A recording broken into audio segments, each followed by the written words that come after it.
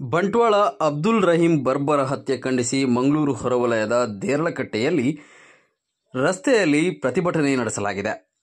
ಬಂಟ್ವಾಳ ಗ್ರಾಮಾಂತರ ಠಾಣೆ ವ್ಯಾಪ್ತಿಯ ಇರಾಕೋಡಿ ಎಂಬಲ್ಲಿ ಹತ್ಯೆಯಾದ ಅಬ್ದುಲ್ ರಹೀಂ ಮೃತದೇಹವನ್ನು ದೇರ್ಲಕಟ್ಟೆಯ ಏನೋಪಾಯ ಆಸ್ಪತ್ರೆಗೆ ತರಲಾಗಿದೆ. ಆಸ್ಪತ್ರೆಯ ಬಳಿ ಮುಸ್ಲಿಂ ಯುವಕರು ಭಾರೀ ಸಂಖ್ಯೆಯಲ್ಲಿ ಜಮಾಯಿಸಿದ್ದು ಬಿಗಿ ಪೊಲೀಸ್ ಭದ್ರತೆ ಏರ್ಪಡಿಸಲಾಗಿದೆ. ಈ ನಡುವೆ ಬಂಟ್ವಾಳ ಅಬ್ದುಲ್ ರಹೀಂ ಬರ್ಬರ ಹತ್ಯೆ ಪ್ರಕರಣ ಖಂಡಿಸಿ ಅಬ್ದುಲ್ ರಹೀಂ ಹತ್ಯೆಗೆ ನ್ಯಾಯ ಒದಗಿಸುವಂತೆ ಒತ್ತಾಯಿಸಿ ಕೆಲ ಯುವಕರು ರಸ್ತೆ ತಡೆ ನಡೆಸಿ ಪ್ರತಿಭಟನೆ ನಡೆಸಿದ್ದಾರೆ.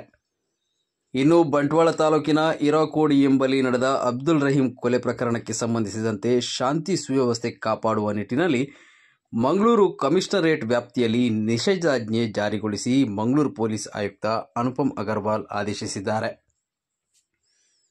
ಮಂಗಳೂರು ನಗರ ಪೊಲೀಸ್ ಕಮಿಷನರೇಟ್ ವ್ಯಾಪ್ತಿಯಲ್ಲಿ ಮೇ 27ರಿಂದ ಮೇ 30ರವರೆಗೆ ನಿಷೇಧಾಜ್ಞೆ ಜಾರಿಯಾಗಲಿದೆ.